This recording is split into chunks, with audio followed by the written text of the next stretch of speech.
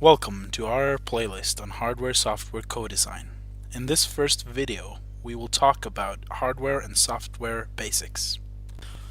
The term hardware with respect to embedded systems is a physical integrated circuit of electronics, often called an IC, that is configured or manufactured to behave in a certain way.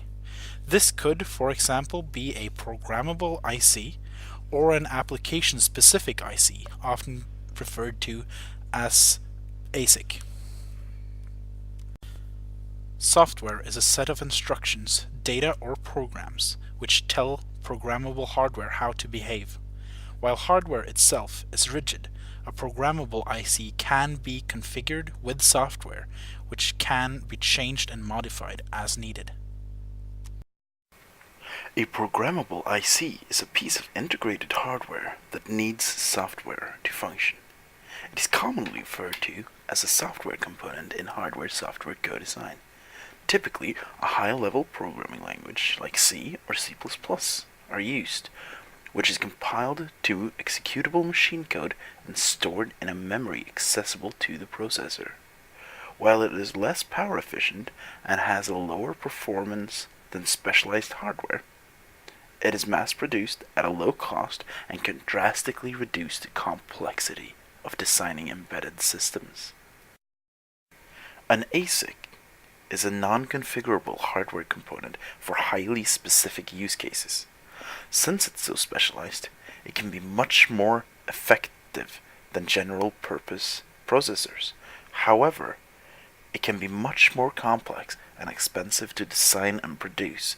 Therefore, they are generally not appropriate when there's a tight time-to-market constraint.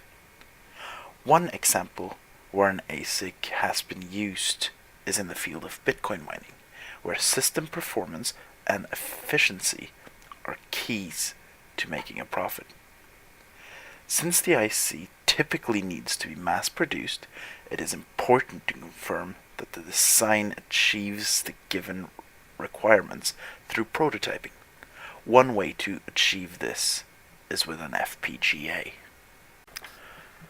FPGA is an abbreviation of Field Programmable Gate Array and is a type of hardware component that is highly configurable to the point where it can emulate different hardware designs when configured with the use of a hardware descriptive language such as VHDL or System Verilog, which are used to describe the structure of a circuit and produce a bit stream that tells the FPGA how to behave.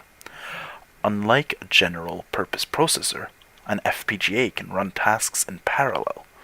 The FPGA is useful for designing hardware as it can be used to test different variations and optimizations. It is also used when hardware needs to be configurable after being manufactured while in the field.